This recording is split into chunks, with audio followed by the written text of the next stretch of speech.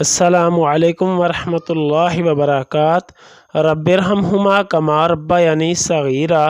اے میرے رب، میرے ماں باپ پر اس طرح رحم فرما جس طرح انہوں نے بچپن میں مجھ پر کیا تھا۔ تہجد میں جو مانگو ملے گا۔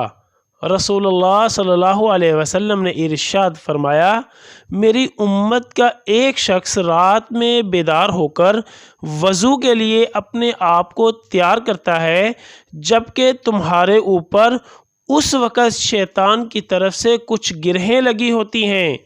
پس جب وہ ہاتھ دھوتا ہے تو ایک گرہ کھل جاتی ہے، اور جب سر کا مسح کرتا ہے تو ایک اور گرہ کھل جاتی ہے، اور پھر جب وہ اپنے دونوں پاؤں دھوتا ہے تو ایک اور گرہ کھل جاتی ہے، اور اللہ تعالیٰ ان فرشتوں سے فرماتا ہے جو نظر نہیں آتے کہ میرے اس بندے کو دیکھو جس نے اپنے نفس کے ساتھ مقابلہ کیا تاکہ وہ مجھ سے مانگے۔